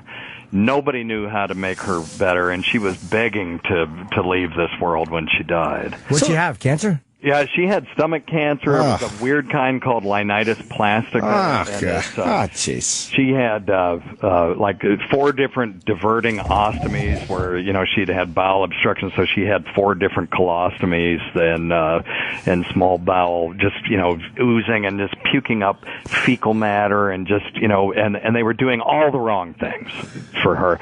And when I had the one talk on end-of-life care, because we don't get that, you know? That's one of the other things about this is... Boring. Okay, sorry. Sorry. Oh, God, I'm in a room with a bunch of doctors and nurses, and I'm cursing, but... Sorry. It was terrible. Well, think about it, though. We go from non-life to life. We call that birth, and we have parties, and we have 3 different medical specialties. Right. And then you go from life to non-life, and there's me. How sad is that? So how many times have you cursed your mom because of her death? You have to watch many people die, basically. Yeah, well, I just didn't want anybody else's mom to go through what mine did. Good for you. You know, don't say. I was called to do it, so it's. Don't say sorry, hard. Jesus. It's just a quick dumb joke. Yeah. But anyway, it was actually fascinating. So I'm sure. So I guess when your mom died, they just didn't know as much as they do now, as far as hospice care and all. Right. Yeah, no, there was no such. We'd never heard of hospice. I mean, the first hospice in this country started in 1967, so it's a relatively new thing to this country. And it was only in the last, say, 10 years that it completely covered the whole country, where there's, you know, everybody has access to hospice care. And you know, oh, bird. Can you look at Mr. Snuffolafugus, Sam, please? Yeah, come on, let's hear it. Right there. I can hear it. Oscar has some fluid in his garbage. Play one voice of Snuffolafugus. Is there any voiceover? He's like, hey, bird. Why is the people so sad? Here we go. Wait. Wait. This is very fancy.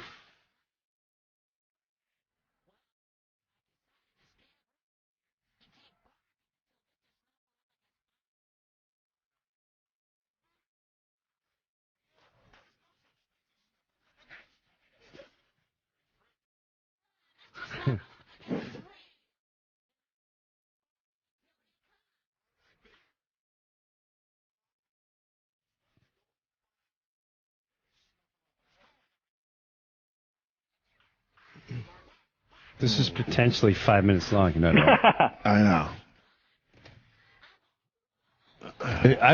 I would fast forward it to there. Anybody else would have too. There we go. Oh, he's singing. Right there. My house. Can you sing Now, for this us, is a Dr. bad. Steve? Yeah, find just him bad talking version video, of him. Sam. I'm telling you, when he talks, I hear it. Hi, bird. I like to visit all the dead people on Sesame Street. I told Oscar he's got lymphoma. Damn you, Breuer. I want to stand there with your last breath. Oh, the Cookie Monster's got type 2 diabetes.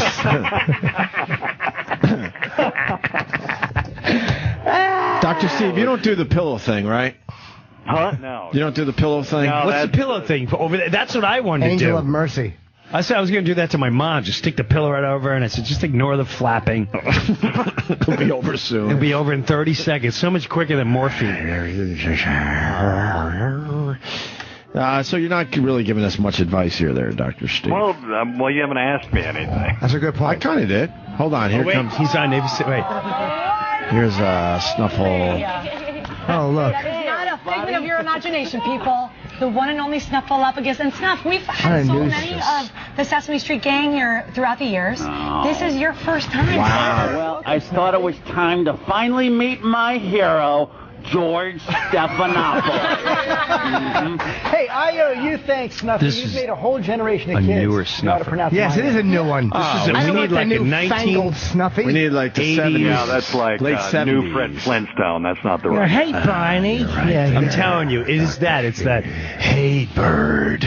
Yeah. Stam, why do you keep finding the new Snuffleupagus? Because you like them. What the fuck is the matter with you? Yeah. Snuffleupagus. Stop putting the computer up. Stop, find a better Snuffleupagus. Quickly. At a time now. You got a question for Dr. Steve there, Brewer? Or no, I'm good. I'm sorry you went through that with your mom, but I'm glad what you do. Yeah. It's very nice what you do. Yeah, absolutely. You know, what you asked was what can people do, and the best thing you can do if you don't know what to say is don't say anything and just be there. Yep. You know, just be there, bird. Yeah, just be invisible and don't let anybody see you except for one special friend.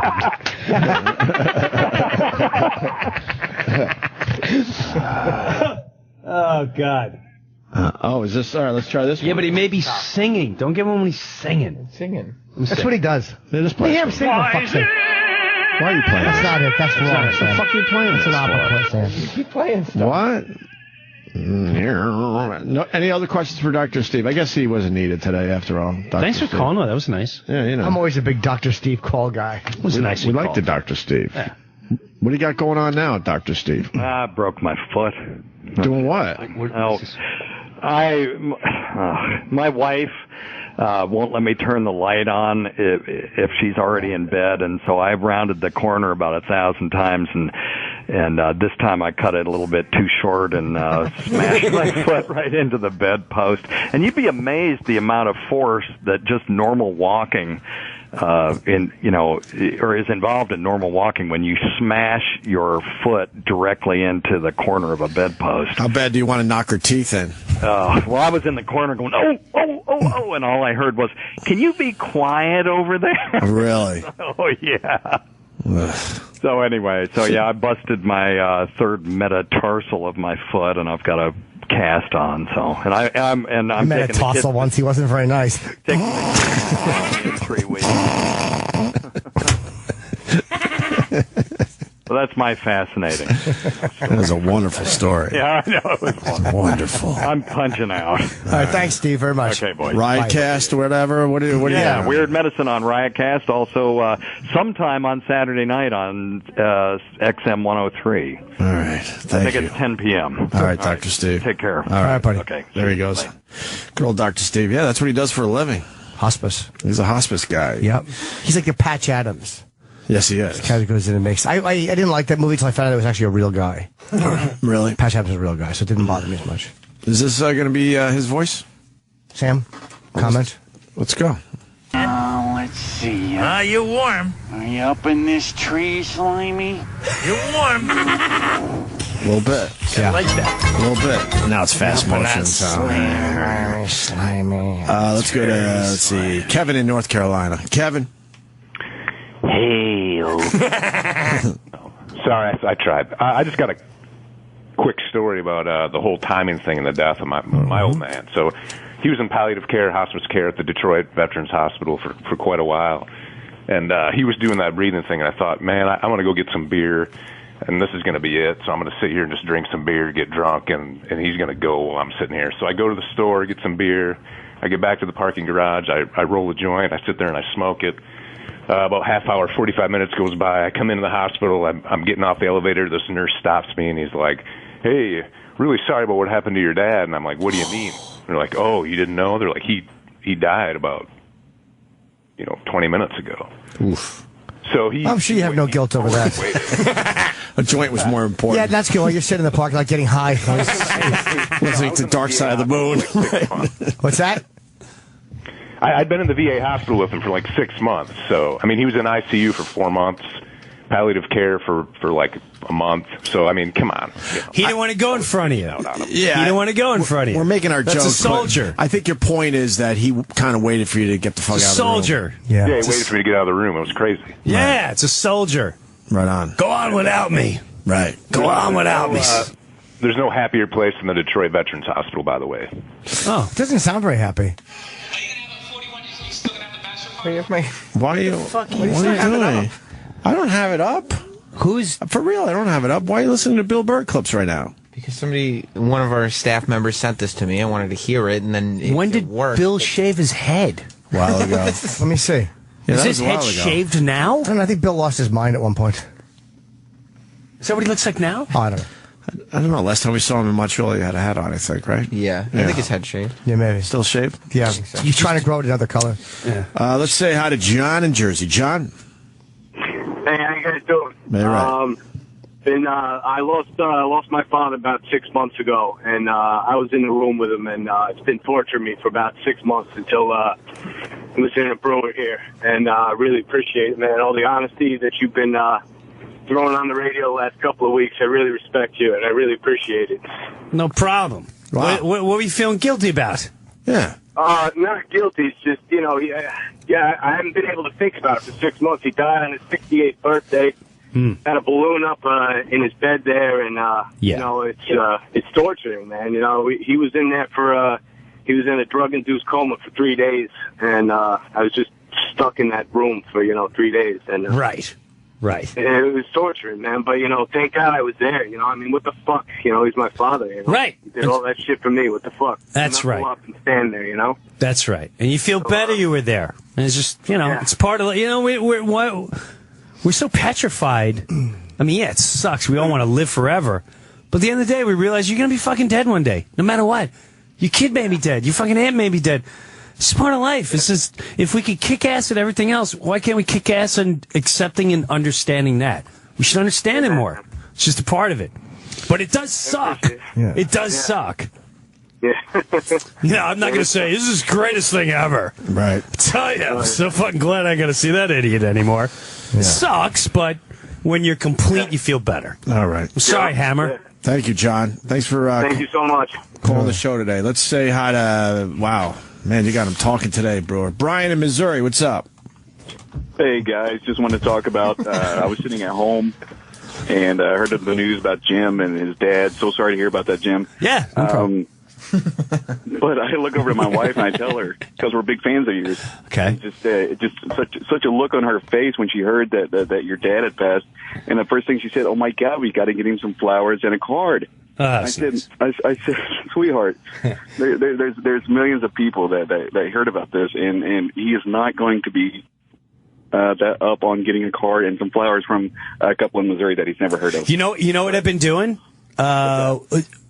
Anyone that really, and I think I put on my website, anyone that feels the need to do something, I say make a donation to Wounded Warrior.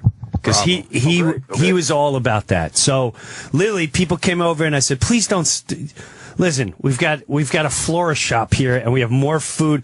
I had to send food to friggin' poor countries for the amount of food we had. So stop standing stuff. Donate to the Wounded Warriors. If you really feel like you got to do something, donate to the Wounded Warriors or families of veterans. Or if you feel like this couple here, you wanted to send flowers, I'm sure Jim, nude photos of your wife to Jim Norton would make Jim Brewer feel really better, because you'd know you'd be helping one of Jim's friends. All right, let you know, guys. Thanks so much. Thanks. There you go. Let's say hi to Matt in Jersey. Matt. Hey, guys. How's it going? Hey, buddy. Hey, I'm 19 years old. I'm a college student, and over the summer, I actually had to pull the plug on my mom. Oh, 19. That's kind of the opposite story that you guys are talking about. It was very sudden. The hospital actually had to do a case on her because she died within 24 hours of being admitted. What was wrong with her? Well, her health wasn't the greatest. She struggled with alcohol for a while, so her liver wasn't at that great of a shape. But she was clean for 3 years, and she was doing so good. And she actually was available for a new treatment that would have cured her liver disease over the summer. So it was right before that was supposed to happen, and she got a stomach ache Wednesday night. And Thursday morning, she wasn't feeling so good. And then Friday morning, my dad called the ambulance. And from there, it was just a hot mess. She couldn't breathe because of the pain in her stomach. then they had to put a mask on her, and then eventually we had to induce her into a coma Friday night, and then Saturday morning we got the call. There was going to be no recovery, and we had to pull the plug. And so that was really hard.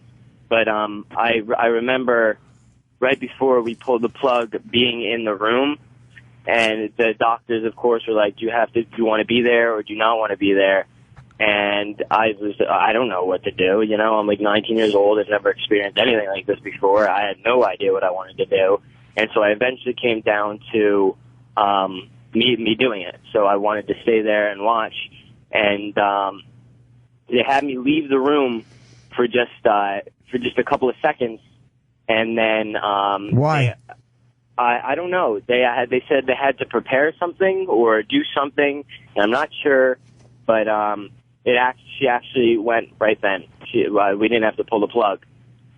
So the timing was, I guess it was kind of, because she probably knew you were struggling with that decision. Probably. Yeah. You walked out of the room, you had a gunshot. Jesus. Wouldn't it be great if they actually allowed you to pull a giant well, I don't know if I could do that, but I can listen to someone else go in and maybe do that like a dog. But this guy, I give you a lot of credit for a whole different reason. Because I can relate to college, right? The fact that he knows his mom was an alcoholic, that's already a struggle for a kid. I watch it. I gotta be very careful with my words. I've watched it. I've seen it before. And we had a whole bunch of struggles the last year just because I was supposed to go to college the other year, and we didn't have enough money. And then I had to go to I started lashing out on her, and I had to go to a psychologist. And then she said that I had a whole bunch of resentment towards her. I ended up moving out of my house to my then friend's house, now my girlfriend's house, and I moved into her house. And I don't know, I went through a whole bunch of problems with like resentment towards her, and I still have a lot of I struggle with that. Yeah. But towards the end, we had a really good relationship, and I came to terms with what happened, and what her addiction was, and then we had the Sunday before, I actually took her to go see her favorite show in New York, and that was a nice. What was her favorite show? Yeah. Cabaret. Oh, God. Cabaret with Alan Cumming, and it was actually really cool. They did the original production, and they just redid it with all the same. So you went through hell twice. Yeah. Oh, God. I just wanted to comment on the whole spirit thing. Is that when I went back into the room and I was there with her. I mean, I had no idea. 24 hours previously to that, I had no idea that I was going to be losing my mother. So I wasn't so relaxed as you guys were. But in the back of my mind, I could tell that it was just not her. And then at the wake, I thought the wake was going to really bother me a lot. Yeah. But it had no effect on me whatsoever. Seeing her in that casket. And everybody was like, how are you so cool? And of course I was going to be like, well, it doesn't affect me. So of course I was like, I'm just a little numb from everything. But the body literally had no effect on me. When my grandmother died, people thought that they saw her spirit in the room. Come on. But no, it turned out it was just one of the nurses had put a sheet over her head and was going, ooh.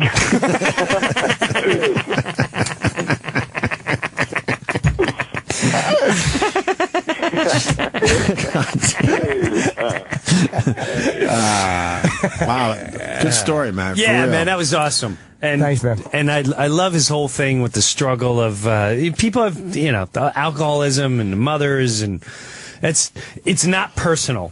When you the hardest thing for a kid to deal with is the fact that his mother or father cannot fight their own addiction. And they'll struggle till they're 50, 60, 70, 80 years old and always choose the addiction over everything. And that's really hard for a kid to deal with. And when you realize it has nothing to do with you, it's so much easier to accept and be like, all right, this is This person's got a problem. It has nothing to do with me. When you realize it has nothing to do with you, it's a lot easier. But that's a major struggle with people. You're at peace at that point? Yes. All right, a couple more. We got Jesus, what are we what are heavy, you on to noon? Heavy. We're almost Holy done. We're almost bonkers. done. Cigars and scotch. You started this. Well, I know. So we're gonna have fun today. What the fuck? All right, good. Cigars and scotch. Hey, Dr. Steve isn't Mr. Snuffolafugus. He's Mr. Snuffleloved one. All right, okay. Mr. Snuffleloved one. Yeah. Yeah. Right. Brewer's right, but 2 more calls. That's fine. And then we'll get out of here, I guess. Frank in New York. Frank. Hey, guys. Hey, Brew, I'm actually from Rosedale. Nice. Oh, I hated you. Yeah, and me, you. About 5 years ago, I lost my mom. She was in the hospital and died from complications of surgery. Oh. I was she had been sick a long time. She had taken 2 medications that killed her liver. And she was a mess. She was a mess for a long time, and she lived with my wife and I for the last 2 years of her life. And so I really empathize with what you went through with your dad, man. It really resonates with me. Yeah, and you felt better. She was home in your house, and you could see her and all that. And oh, absolutely. Yeah. You know, my daughters were so close to her at the end that that's something great that never would have happened otherwise. And you did it because you wanted to do it. There's another thing where people. I'm not going to get into it. Well, you know, bro, I they got you. Because no one else would. No one else would, right? You know, I got 2 brothers, 2 sisters, and they have better, the means to do it better than I did, but at the end of the day, that's another thing. It doesn't even mean the means or the time, whatever. You knew you could do it better. You knew you would, and you're doing it because you feel it's the right thing. Absolutely, and she paid me back. She paid me back in full, man, because the night she passed, I was working down in Manhattan, and my wife called me and she said, you need to come home. It's time. And I flew back up to Poughkeepsie, went to the hospital, and from my wife's perspective, she said she heard the elevator door ding. My mom took a deep breath. I came up to the bed, I kissed her on the forehead, and she exhaled her last. Oh, man, that's great. Dude, that's awesome. It is, isn't it? It's awesome. Why is it awesome, though? It's awesome, man. He comes in, his last moment is giving her a kiss, goodbye. That's fucking beautiful. Yeah. It's fucking beautiful. Most deaths are probably not that smooth. The game's probably on. And then, you know what I mean? Well, we're not sure how much longer he's going to be around. The ball gets dropped. Fucking Jets. and Drew, even though you're from Valley Stream, I love you, man. Same here, Rosedale. All right, one more call. Thank you, sir. We go to New Mexico. Ray. Hey, what's going on, guys? Hi, Ray. Hey, Ray. Hey, listen, my mom died of the liver disease, too, but she wasn't a drunk. She just got it, just out of nowhere. But anyways, they call me on a Friday morning and say, you need to get back to L.A. So I drive back home. I get there. It's Friday. She doesn't die until the following Friday. She goes through that whole week with hospice suffering. By Thursday, her legs are already like straight, like hard as a board. So Friday, I found I don't leave her side for the whole week. Friday, I tell my wife, let's go get something to eat. I go to the restaurant. I order my drink. The phone call comes. Mom just died. That whole week was hell. I didn't leave. I finally leave because I get hungry from something different from all the crap people are bringing over. And she died. So I just don't think it was meant for me to be there. Yeah. I just think my mom wanted, and she died after her novella, which is a Mexican soap opera type of thing. And her sister was there, and my older sister was there, and that's who was supposed to be there at the end of the day. That's how I got through it. But when she died, I felt the same way, guys. It wasn't her. You know what I mean? Right.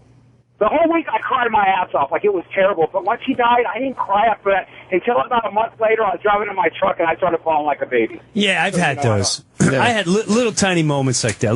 I've had one moment since then, but it's you feel like they're safe and they're somewhere else. Yeah, and then you cry because the missing of, oh my God, I'm never going to be able to do that. And you have tiny moments like that. You have little moments here and there, whether it's a song or Yeah. But you just realize this is a shit vessel in the end. He's pointing at his head. That whole hospice thing is kind of weird, though. Like how you were saying, they try to talk to you and ask you how you're feeling and stuff. Yeah. That was. I thought the chick was trying to pick up on me for a second. Oh, that's so funny. Full of myself. I was like, just trying to. That's a guy thing. I know. That's a guy thing. Oh, she likes me. She wants to see how I'm doing. Any woman that gives you any tiny bit of attention, like not even she attention. Wants me. Every nurse that came over gave me such passion. Right. Like they were so caring. You swear it was your sister or your best friend. But that's their job. Yeah. Their job. Check this out real quick. They sent this guy over, and he thought he was a good-looking guy. He was a good-looking guy. So my mom had this little dog, a little freaking dog called Frankie, like a wiener dog, whatever they're called. Yeah. And he was putting the dog up to his face, and we said, that dog will bite you. He said, no, he won't. Frankie bit that dude right through his lip, and he was so pissed off, we told him, the fucking dog's going to bite you. And it was hilarious, man. I was laughing my ass off. And, I'll talk to you guys later. Bye. Pit bull. Thank you, buddy. I guess that's it. That was fun. Breuer sharing. Wow. Yeah, that was good. I like to give tough medicine. Yeah. Sure. And that was good. Like what, Jimmy? Just if someone tells me something like, my mom's sick, I like to go, cry me a river. It's a good Johnny Cash song. Yeah. Yes. We should play a song. What should we play? Play a Johnny Cash song. Yeah, which one? What, did your dad have one that he liked? Oh my God, he liked a whole bunch of them. He loved Man in Black. No, he loved you know what he liked? A boy named Sue. Good one. Really? You don't even know that song? No, of course we do. Man named Sue. I mean, he liked all of them. Folsom Prison Blues. He loved How High's the Water, Mama? 3 feet high horizon. I mean, Boy Named Sue. We'll do that. Is there any bad Cash song? No, I learned that from Jim Norton. There isn't. I just knew a few of the hits back in the day, and then do you know what song? He had a lot of fucking. What you know what song beat the shit out of me when it was towards the end because I was just playing Johnny Cash songs. And I heard his remake of the song Hurt. Oh, yeah. Oh, my. You never heard that before? I did, but I never really listened to the words. It's too depressing of a song. Yeah. It's such a depressing song. But what I loved, what it resonated with was just like, take my empire, take all I have, my whole empire of dirt. We're going to play that today. Dirt. We're going to play that. That was a heavy song. Can I tell you a very quick story? So, yeah, my uncle dies way too fucking young, drops dead of a heart attack while snow blowing, right? My sister comes up from Florida, and she's very emotional. Very emotional, Your right? sister? My sister. Okay. And that song was out. Okay. And then it was on TV and stuff. Cash version? Yes. Oh, which is a deep fucking song. Oh. But I'm digging it on some weird emotional level. I kept playing it. So was I. Okay. So was I. So she comes in like, hey, guys, what are you listening to? I'm like, you got to hear this. It's right? raw. So I think she can maybe handle it, which was stupid on my part because she's very emotional. So I put it on. She is within seconds on the floor in the fetal position. Dude, you should play that one first. One of my nephews. To her, though. No, but I'm listening to that song, and it was probably a couple hours before, and I knew it was coming, and I heard I'm listening to the words and the way Johnny Cash is singing it, and I know he's probably around the same age as my dad. I'm going, like this is as raw and real as you can be as a human talking about life and death. And I didn't cry. It's just like, wow, wow. More people should hear that one and just make you think. So I played that. All I remember is that song's playing at my house, everyone's, and my one nephew's just sitting there with a Johnny Cash shirt, and he's sobbing. So what's the matter? He goes, this song. I went, yeah, it's real fucker, ain't it? But he sat there, he sobbed for 9 hours. But he literally went to the ground listening to the song. I should have realized my sister can't handle that. She came in all innocently. Guys, trying to forget why she was up from Florida. She was up for the wake and all that. And she comes in the room, and I should have said, don't worry about it, and turned off the music. I'm like, you got to hear this. what I just said. You gotta listen to this song by Cash. It defines everything. What a mistake. You know how I make that song not sad for me? Like when I think, like instead of hurt, that he's saying hoit. Hoit? Yeah. That ruins the song. I hoit myself. Just ruined it for everybody. I hoit. I hoit myself. What do we got? We're going to play the song as we get out of here. JimBrewer.com for tour dates, DVDs. Well, this books, weekend, where are you going to be this weekend, Jim? McCurdy's New Comedy Theater, and then I'm on that Motorhead cruise. And then I do a whole, I don't know, Turtle Lake, Wisconsin, Minnesota, Royal Oak Theater, Peoria. A lot of places I never played Peoria, before. who's the prize from? I know. That I know. Are you working in your dad's thing yet? What do you mean? Like, about his death? No, I haven't. I've only been on stage once since then, so I haven't really found the... But the brilliance of you will. I don't even have to ask you. I know you will, and you'll make it beyond funny and thought-provoking, too, you know. Sure. It's just taking me a little time, but yeah, I'm definitely going to work on it on this trip. Yeah, I mean, the brilliance of Jim Breuer, his storytelling is second to none for real. It's unbelievable. Next year I'm going to do a storytelling tour. You should. Sarasota, Florida this weekend at McCurdy's Comedy Theater. Friday and Saturday, looks like. Okay, and Norton's got a bunch of things. I'll do only 3. I'll be in Columbus this Thursday through Saturday. Great room. I love the Funny Bone. Funny Bone's a great room, great area. This Thursday through Saturday, and then Stress Factory October 2 through 5. Is Vinny going to open up for you? I hope so, because the old phone call thing gets everybody. No, I don't know. Vinny usually does, but they usually have somebody else in front of me. And then Levity Live, my first time there. Here, that's a good room. Oh, October really? 16, 17, and 18. I've never been there before. Great place. You'll like that room. Yeah. I saw you up there. Yes. Matter of fact, it's a great place. I have a whole routine about Nyack. Here's I hoit myself. Brewer, always it's a pleasure, brutal. brother.